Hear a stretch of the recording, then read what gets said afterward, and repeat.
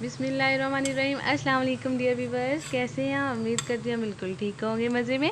सदाबहार खाने में आयशा खान आपका वेलकम करती है।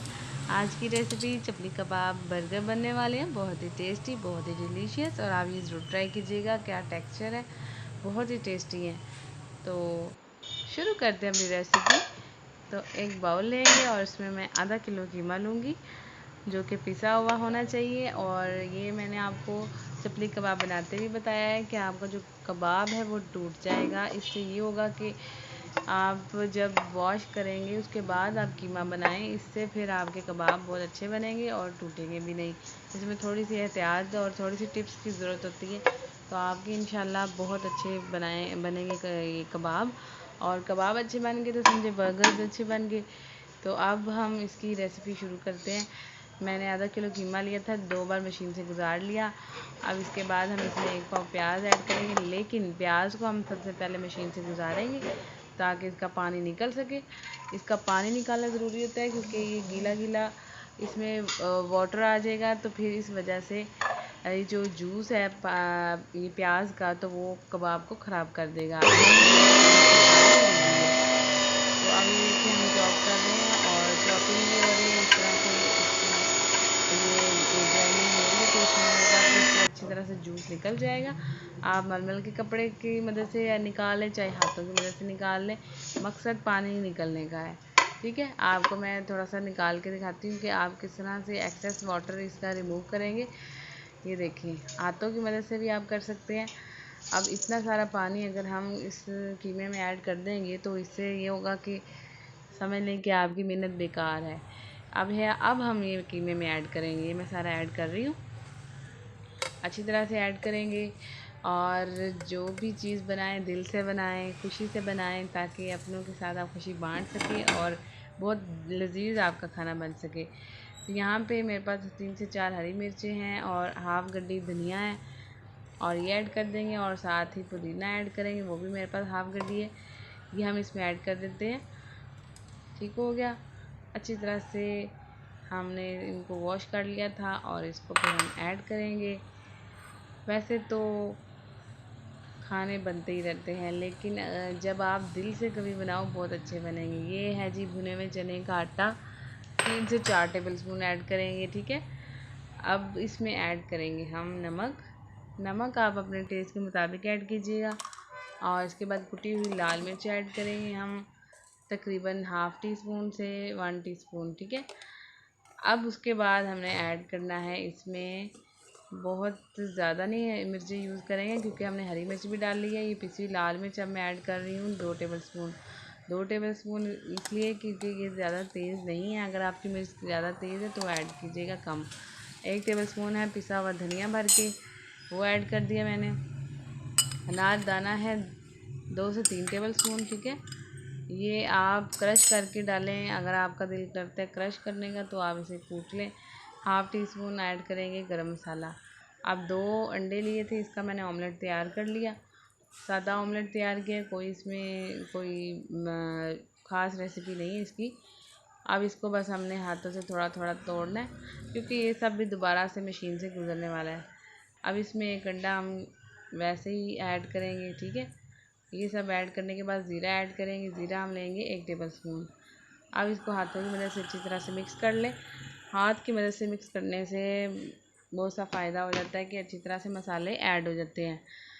जब ये ऐड हो जाएंगे तो अब हम इसको मशीन के ज़रिए बिल्कुल पीस लेंगे और सब चीज़ें यकजान हो जाएंगी, अच्छी तरह से मिक्स हो जाएंगी।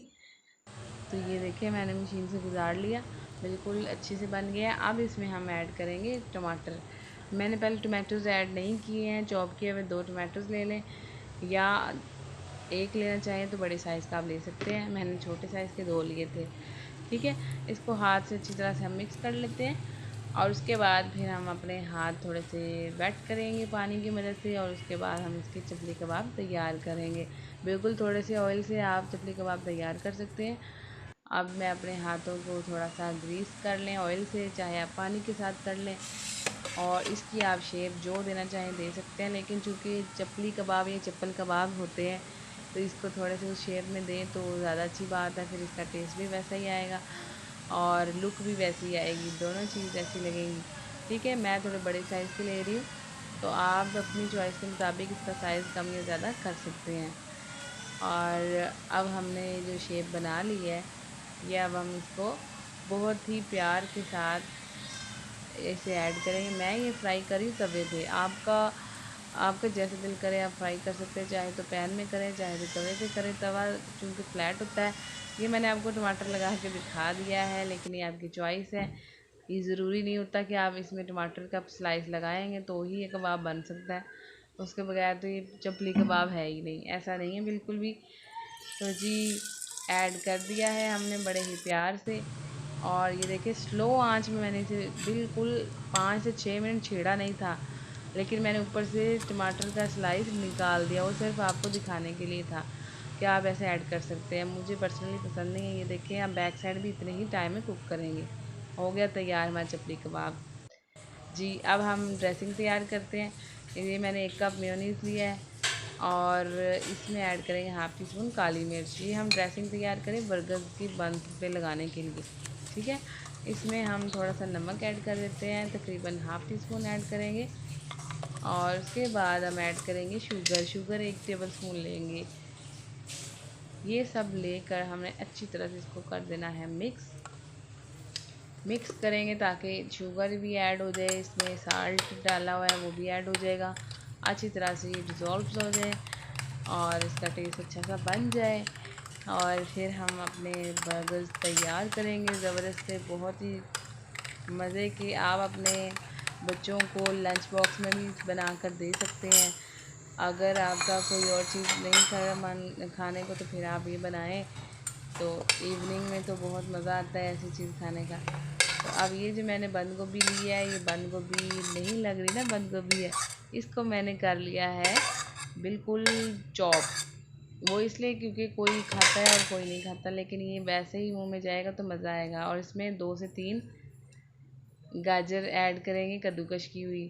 تو جب آپ سبزی کی کٹنگ کریں گے نا ایسی کہ جب آپ کھائیں تو آپ کو بالکل زیادہ بڑے بڑے پیس فیل نہ ہوں، اس لیے آپ تھوڑا سا اپنی مرضی کی کوئی بھی شیپ دے سکتے ہیں۔ میں نے یہ کدوکش کی ہیں گاجر 2 سے 3، اور اس کے بعد اس میں یہ جو میں نے میونیز والا مکسچر بنایا ہے یہ اس میں ایڈ کر دیں گے، تو یہ میری ڈریسنگ تیار ہو جائے گی۔